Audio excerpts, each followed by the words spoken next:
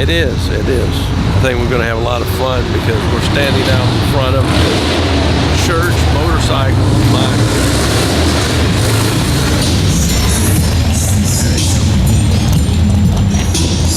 We're talking to Aron Ra. Aron Ra's on the phone right now trying to find us. He's going to get here. We're going to get in this church. Or is it what? A theater? Are they trying to deceive someone or what? I mean, come on. Okay, they're filming me as we are talking, okay? So you're probably almost to Palafox now. Can you see how busy it gets? We're on Palafox. No, I mean, you're almost to Garden. Gotcha. We're sitting in traffic. We're out in front of something.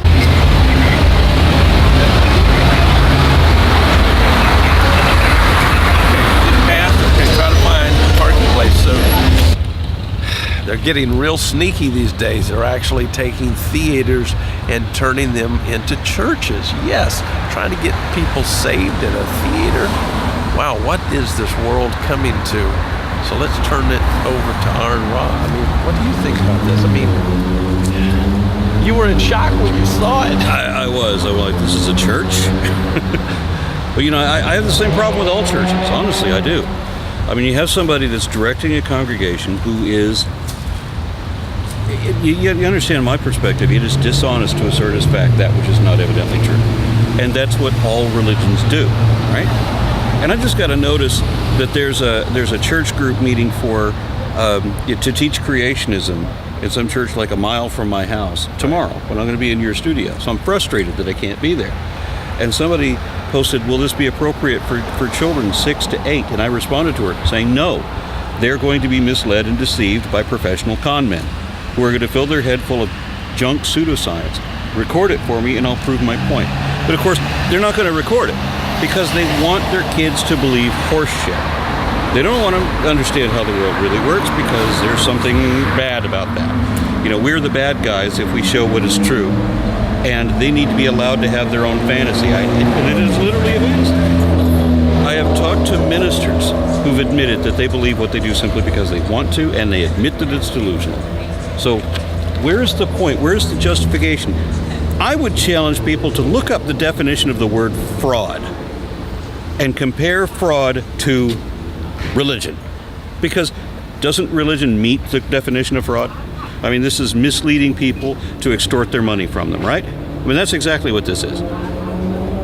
I don't understand the justification of telling people things that are false and then getting all of their money for it and then not having to pay taxes when they are, in fact, lobbying.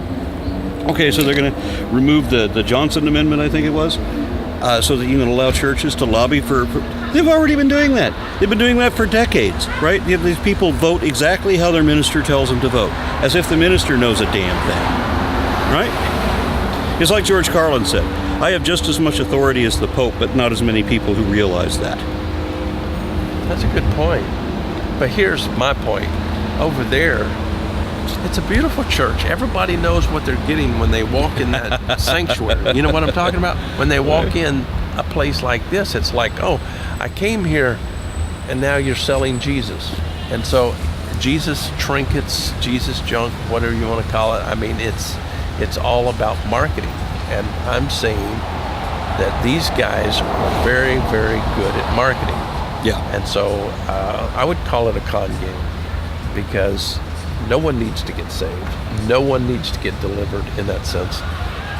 And so what can we as humanity do to say, let's put an end mark on this kind of insanity? Because these people, I know what they teach. They teach hellfire and brimstone. You've got to get saved or you're going to be left behind. And if you're left behind, you know where you go? To the lake of fire. You get to spend forever burning and being tortured. I mean, we're talking about a God that created a torture chamber now. We're not talking about just, hey, you don't get to come to my club and you get to stay at your club. No, we're talking about burning and being tormented forever. We're talking about a God who actually created a torture chamber. I mean, it's crazy. It was what you were telling me about Calvinism earlier, where God predetermines that certain people are going to go to this eternal torment, which is not in any way justified. So he's not doing a judgment. It's not because they've done anything wrong to deserve this. This is just, picked these through to send to my impossible promise, and I've sent these to suffer the fate of the threat of the fate worse than death, right? This is the stick and the carrot normally to keep people in line. But when people believe in eternity, that kind of diminishes the one life that they actually do have. This is one of the frustrating things about religion. You have one life that you're actually certain that you really get.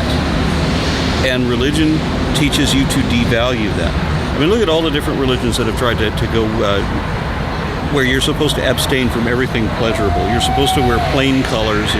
Your wife is supposed to be plain. You're not supposed to have sugary flavorings or anything. You're not supposed to enjoy this existence at all. You'll enjoy the next one, but this one's going to suck. And so I've heard all these religious believers tell me that the world, that their life, is this terrible period that they have to endure before they get to something better. They've completely missed out on the purpose of being alive. I can't find a justification for a church for this kind of misinformation. Right. There's no good that can come from this. Right. I would call it disinformation. I mean, certainly someone knows what they're doing. This is crafty. I'm a multi-axial theist, you're an atheist, and we're out here together trying to say, this is crap. I mean, this is deception. This is, I mean, you're talking about a shell game? It's a shell game. And so let's keep walking. All right. Down to have a motorcycle? I tell you, I'm proud of the motorcycle. I just saw one of these outdoor cafes. You like this? Yeah. You have to go. Hey, let me tell you something. He's going through the narrow gate right now. I mean, this is biblical. What the hell is the narrow gate? I mean, from the entrance, it looks fundamentally vaginal, right? That's the impression I had. He went through the narrow gate. That's good.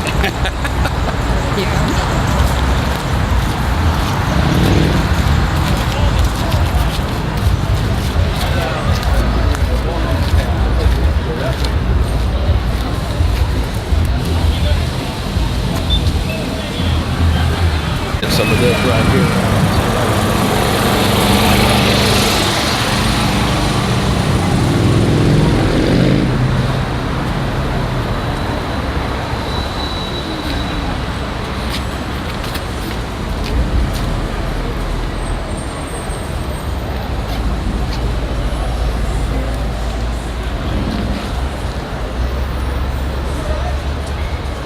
Clear?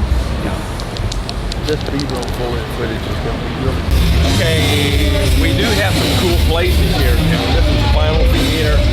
They come together, have a lot of fun, but they're not trying to sell Jesus. They're being very, very honest with people. They're just saying, you like the beat, you like the songs, you like the music. And so what you have here is all kinds of people coming together, just having a wonderful social construct once they unite.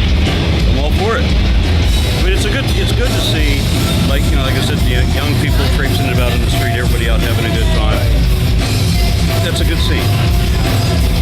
What's wrong with that? It's awesome. Let's go.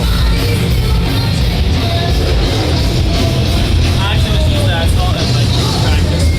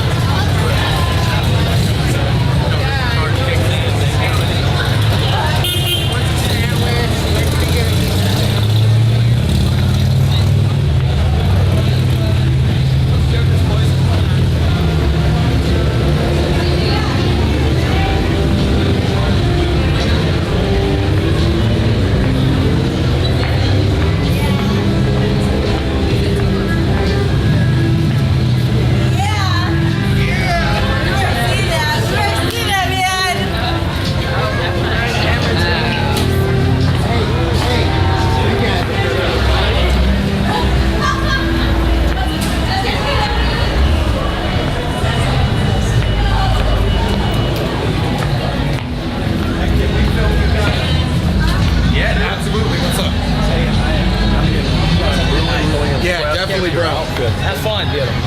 Thank you. So, I made most of mine. It's made out of half-inch EVA foam. Wow. The only things I purchased were yes, absolutely. Okay. The only thing I purchased was the helmet and the pouches, which are functional. Can you see through the eyes? A little bit. can. A little bit. But once I get it turned all the way up, the intensity on that, it's like, but it makes for really great pictures. Okay, I want your thoughts on this. He's an atheist. He's president of the Atheist Association. Atheist Alliance. Right. And I'm a theist, okay? And we're here together to say that atheists and theists can get along, love one another, and keep moving forward. Do you agree with that? Absolutely. Give me a high five. Absolutely. I think you should be able to live and believe the way you want to live and believe. That is one Outstanding. Yeah, you guys keep going, okay? Thank you. Thank you. Yeah. Good night. Y'all have a good one. Excellent.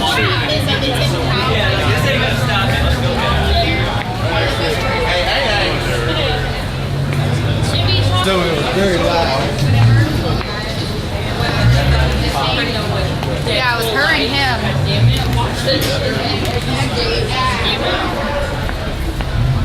Ma'am? Are you homeless?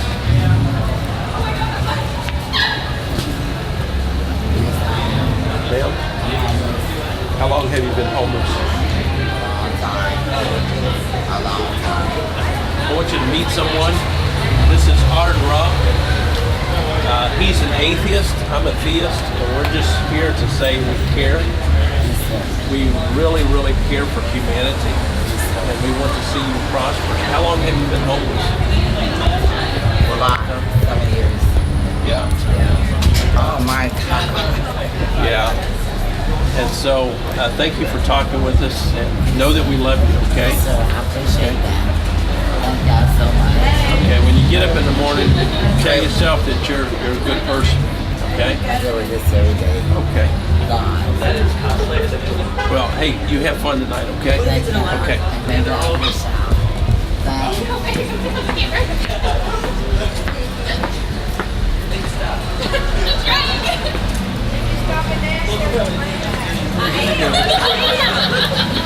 Just saying.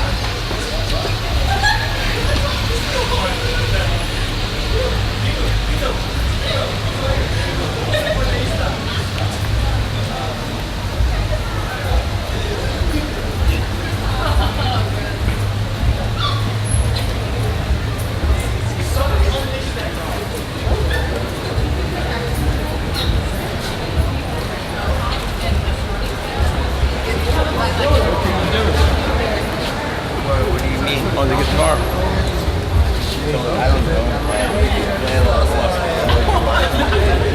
What do you best? You want an original song? Or? Yeah, just do.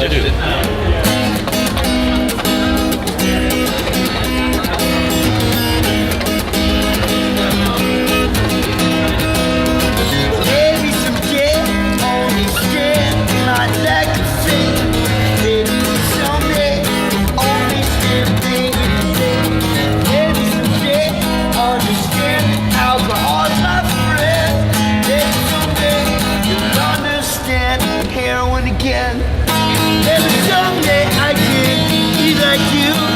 Maybe someday I'll be just as motherfucking cool as you. Maybe someday I'll be just as, maybe someday I can be a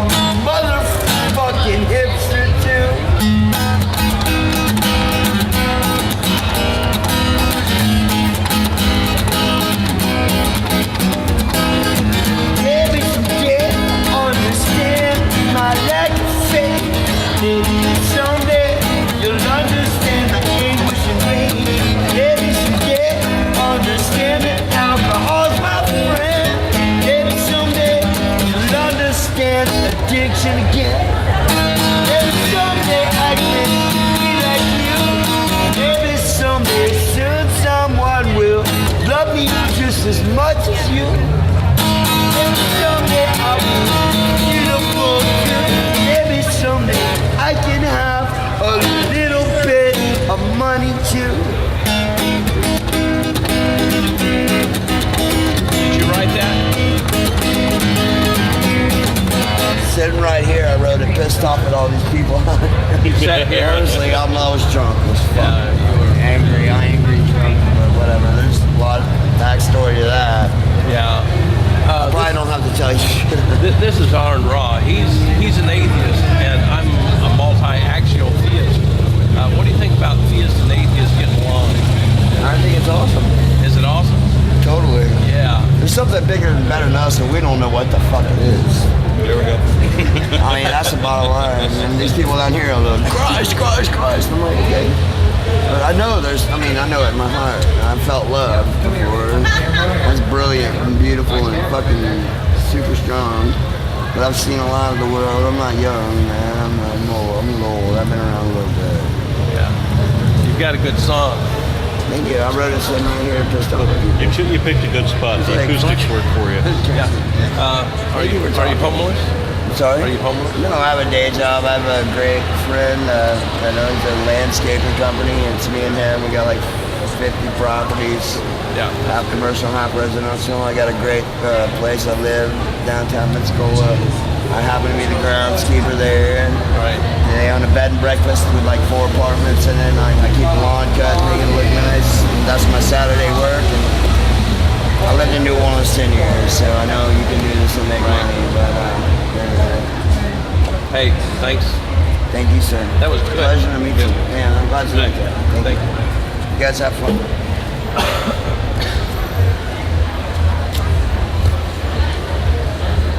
Stand here until we get some good shots here.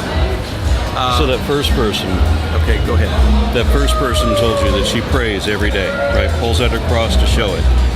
She's been homeless for years. Right. And this other guy who says, yeah, sure, there's something bigger and better than us, but we don't know what the hell it is. And I've been around the block a few times. I know better than this. He's got more together, right? And he's not praying to nothing. Nothing fails like prayer. You know, I saw something the other day that I thought really struck me. It was of the Grand Canyon. And someone said, how can you say that there's no God when you look at this canyon? And then the other picture that was in juxtaposition, it says, how can you say that there is a God? And it had actually this picture of a hospital with people dying, suffering. You know what I'm saying? I mean, we're talking about people who are crying out for help and they get nothing. I get that. And so, you know, people who wrap their lives up in theism, I think a lot of them really get it. You know, you can cry out to God in your worst pain, and where is He? I got that. And so it's a difficult journey, and I think so many people are on this journey, and they're asking greater questions these days. And so I think that compassionism, understanding empathy, is what we need. What say you? What I'm seeing is people who get all obsessed about the God thing, where they talk to God every day. They ask, and God is like this imaginary friend, literally. You know, that they involve in every decision.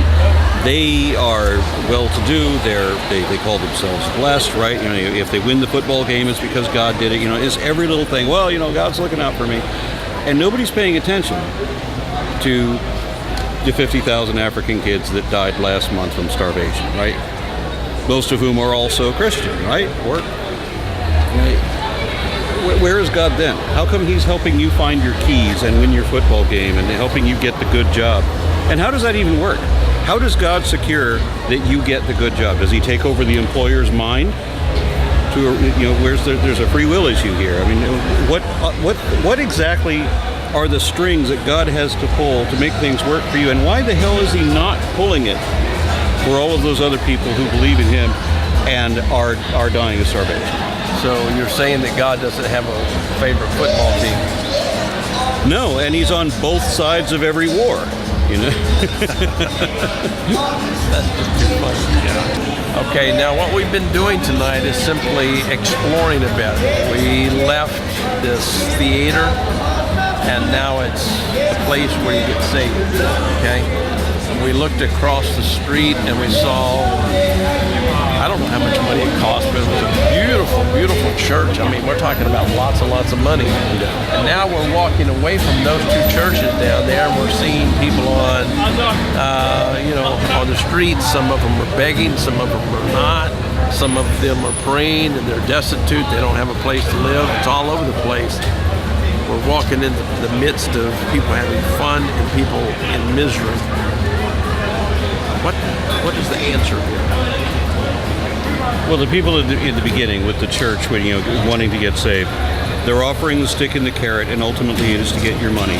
And when it's not about getting your money, it's about using you for their political gain. And when it's not about that, it's simply about pretending that they're not really going to die. Whatever it is, it's not real. They are imagining things.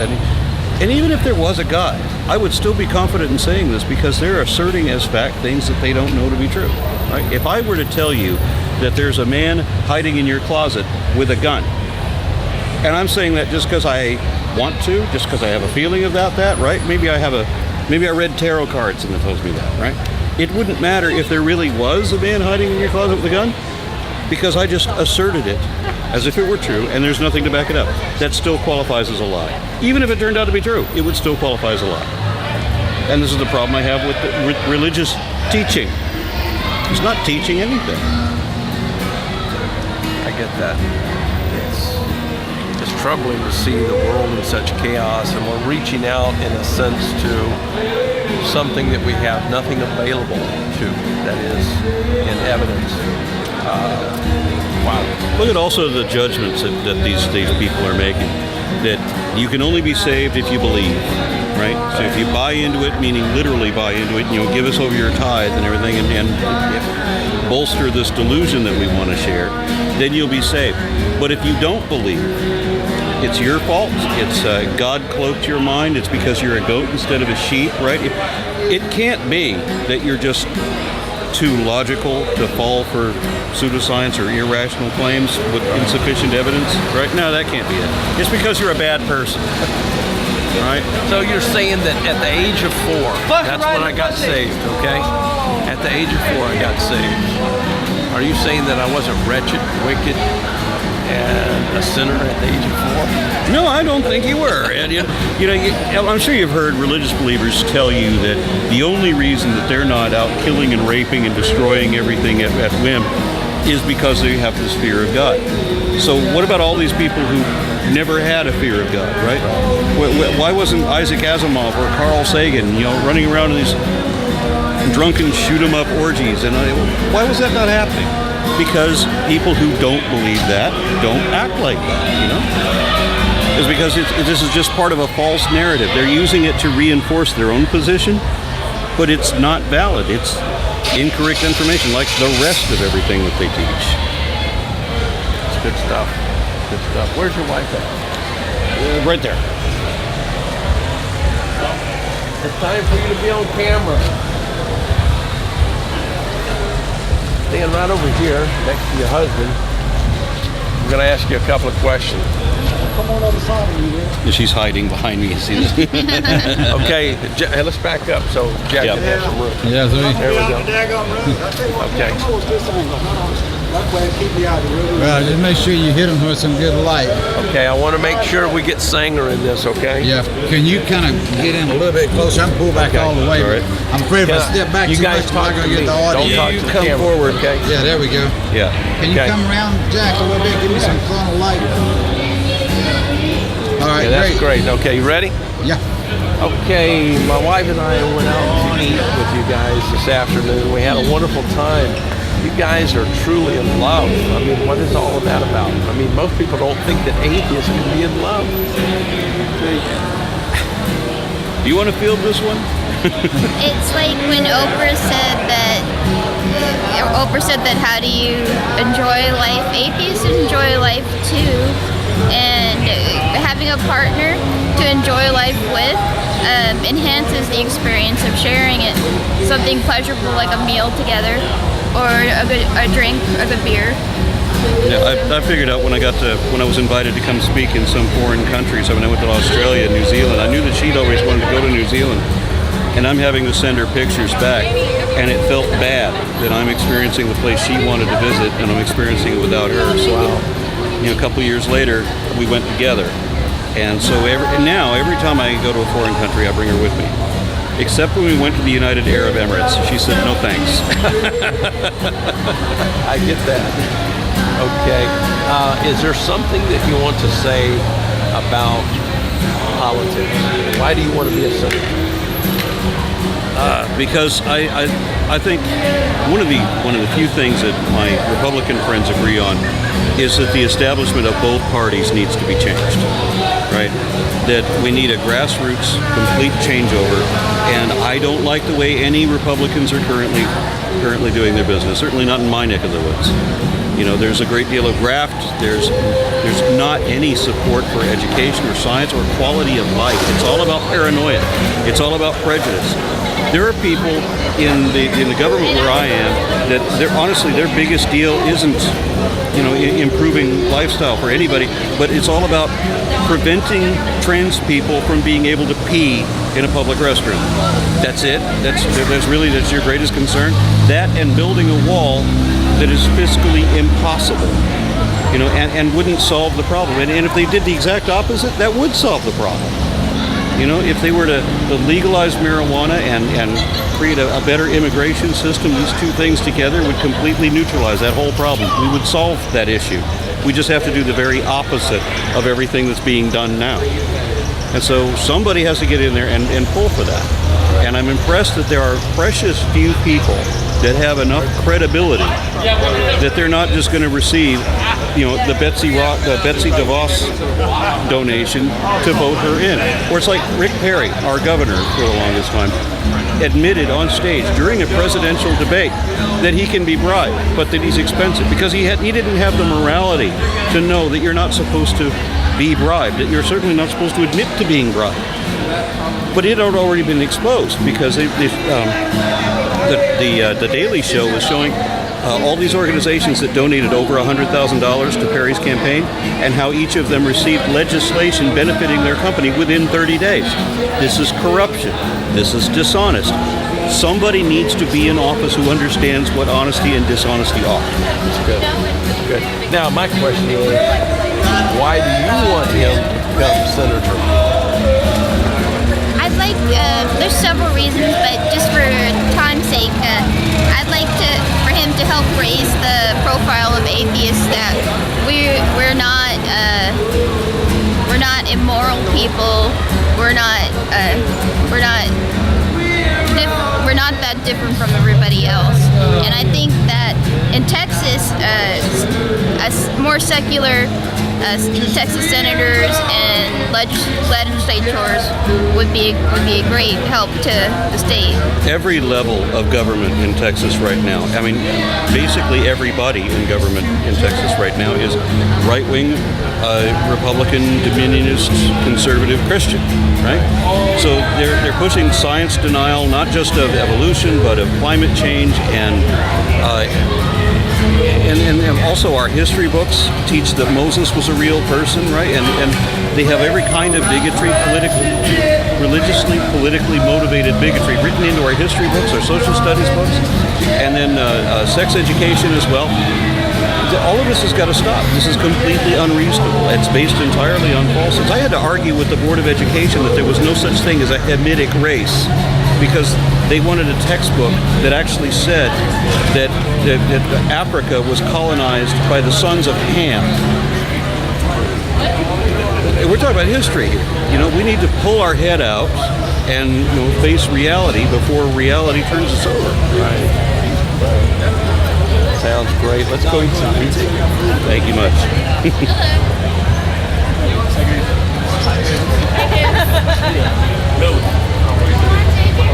Are you guys ready?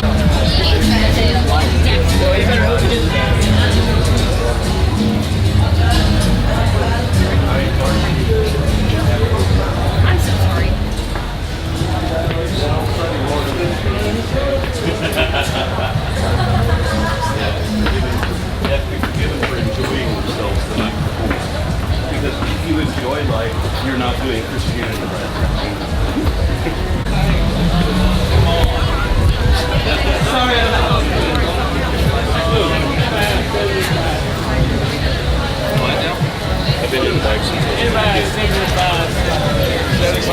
Yeah, I think I got that. I'm trying to make $3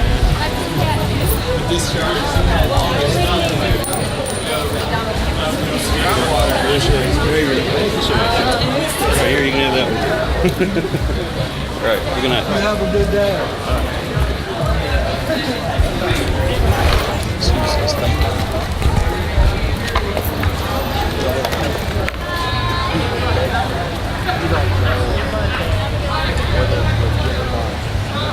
back that way.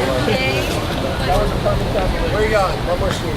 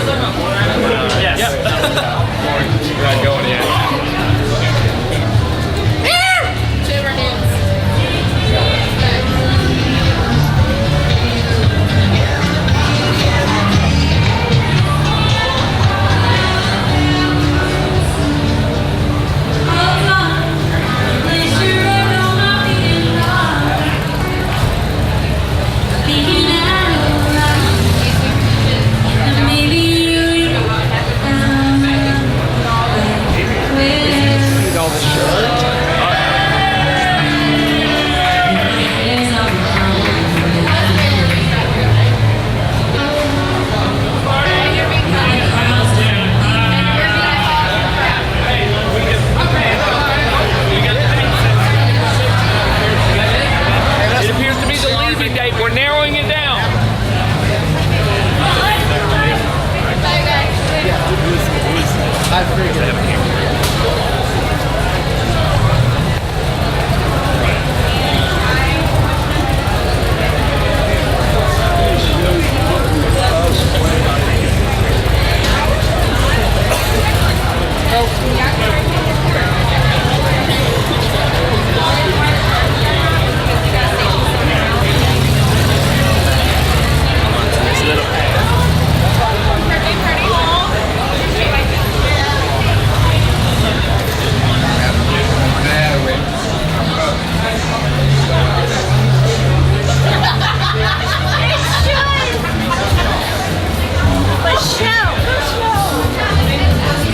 I said, all right, 5 minutes. And 20 minutes later, I said, okay, we can.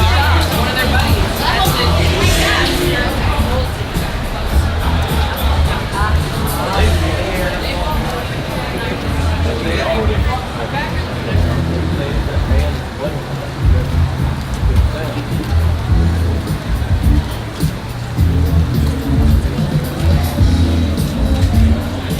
Can you hear that? Is that a recording or is that really the band? My God, I love that music.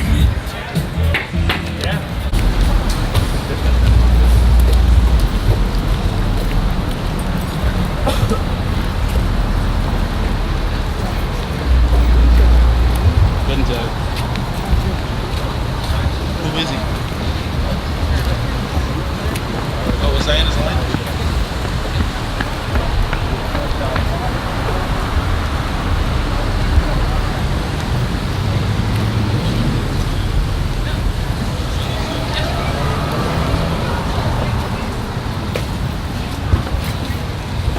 Okay, here's where we're going. We're going to Navy Boulevard. Let me see if I can get the address. Do you know where that's at? No, we can we can Google it though. real quick. Xavier?